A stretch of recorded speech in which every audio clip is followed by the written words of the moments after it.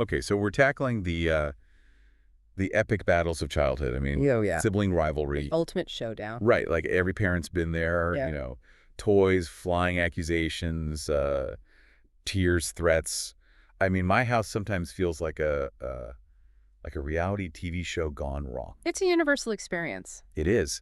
And we're diving deep today into a book that promises some sanity, Siblings Without Rivalry. Hmm. Now, I'll be honest, I went into this a bit skeptical. Like, siblings without rivalry, is that even possible? Right. It sounds like a utopia, but the book doesn't actually say to eliminate rivalry completely. Okay, so what does it say? Well, it kind of reframes the whole thing. It argues that we need to stop seeing rivalry as just this negative thing, this battle that needs to be won, and instead, Instead. well, it says we should look at it as a chance for growth, like for both the kids and us parents. Hmm, that's an interesting take. So how do they suggest we do that? The first step, they say, is to really understand what causes rivalry in the first place. And it's not just about kids being brats or anything, it's something much deeper. Deeper. It all boils down to this fundamental need for their parents' love and attention. Like they're competing for resources almost, like little cave people, you know? Huh. I never thought about it that way. But that actually makes a lot of sense, especially when you see how kids act out sometimes. Exactly. And it can look different at different ages. Like think about a toddler versus a teenager. The toddler might like constantly cling to mom when the teenager gets to stay up later. Oh, yeah, my little one does that all the time. And it's not even that she wants to stay up. It's just that, It's that her older sister is getting something she isn't. So in her mind, that translates to mom loving her sister more. You uh, see? so it's all about perception then. Precisely. And that's why the book emphasizes how important it is to avoid comparisons between siblings. Because even those little seemingly harmless comparisons. Oh, you mean like, oh, your sister's so good at math, or your brother is such a natural athlete. Exactly. Those can really do a number on their self-esteem. And the book has this one example that's so telling. This mom, she always praised her one daughter for being so organized. Ah. Right. And she'd call her other daughter the free spirit. Well, guess what? The organized daughter became so obsessed with perfection, she'd have meltdowns over anything out of place. Wow. And the free spirit, well, she felt like she could never measure up and just kind of gave up trying. That is a serious wake-up call for me. I am definitely guilty of comparing my kids sometimes. So how do we actually nurture those individual relationships without making it a competition? The book has this great concept of one-on-one time, and it doesn't have to be some grand, elaborate thing, just even 15 minutes a day with each child. 15 minutes? Yeah, but the key is you're fully present. Like, put away your phone, close your laptop, and just focus on them, doing something they enjoy. It doesn't have to be complicated. It sounds pretty doable, actually.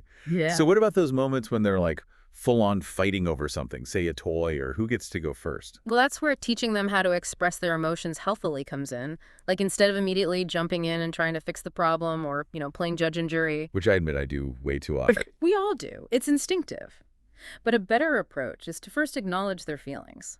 Like, you could say, wow, it seems like you're really angry that your brother took that toy. Or it sounds like you're feeling frustrated that you can't go first. Something like that. So you're validating their emotions instead of just shutting them down. Right. And then you can guide them towards finding a solution themselves.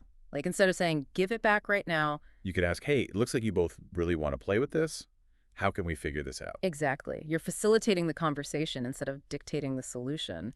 And this ties into another important point from the book, the concept of ownership of problems. Ownership of problems. So you mean letting them work it out themselves? Exactly. Like ask open-ended questions like, what could you do differently next time? Or how can we make sure everyone gets a turn?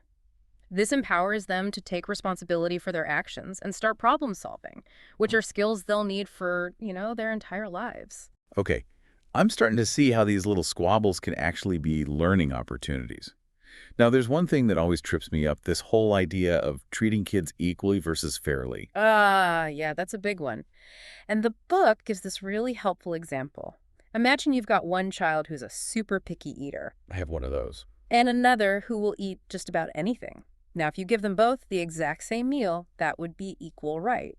But is it fair? I guess not, because the picky eater might end up still hungry, while the other one might not have gotten enough. Exactly. Fairness isn't about giving everyone the same thing. It's about meeting each child's individual needs. So like maybe the picky eater gets a smaller portion of the main dish, but some extra sides that they do like, and the other one gets a bigger serving to fill them up. Precisely. And this applies to everything from bedtime routines to homework help to, screen time. It's about figuring out what each child needs to thrive, not just treating them the same across the board. Okay, that's a real light bulb moment for me. So how do we praise our kids in a way that doesn't, you know, accidentally fuel the rivalry fire? That's where specific praise comes in. Like instead of saying, "You're so smart," try something like, "I love how you figured out that puzzle. You used your spatial reasoning skills so well."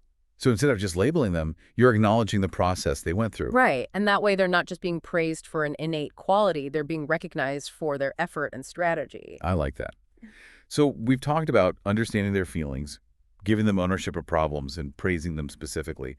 But conflict is inevitable, right? Are there any other practical tools we can use? The book suggests something that I think kids would really enjoy role playing. Role play. Yeah, you can set up different scenarios like, someone cuts in line or someone takes a toy without asking and have the kids act out how they would handle the situations. That's brilliant. It's like practicing for real life in a safe space. And my kids would be all about that. They love putting on shows. Exactly. It's a fun way to learn those conflict resolution skills. Okay, I'm definitely adding that to my parenting toolbox. But I also realize that I need to be mindful of my own reactions too, right? Like if I'm getting stressed out and yelling, Oh, absolutely. Parental self-awareness is key. The book really emphasizes how much our behavior influences our kids. so basically I need to be the calm voice of reason even when I'm internally screaming. Well, I wouldn't say screaming, but definitely try to model the behavior you want to see in them. Because if we're constantly getting upset and losing our cool, that's what they're going to learn to do too. Deep breaths then, and maybe a glass of wine before entering the sibling battle zone. Whatever helps you stay centered. But the main point is that all these seemingly small squabbles, they're actually teaching kids essential life skills. Like what? Like conflict resolution, empathy, communication, compromise. I mean, those are skills they'll use every single day as adults, whether they're dealing with coworkers or friends or significant others. Wow, so it's like a training ground for the real world, but with lower stakes and more stuffed animals. Exactly. And by reframing sibling rivalry as this opportunity for growth, we can help our kids develop into resilient, compassionate individuals. That's such a powerful shift in perspective. hmm And I think it's something we could all benefit from, really. Whether we're parents or siblings or just, humans trying to navigate this crazy world. Absolutely.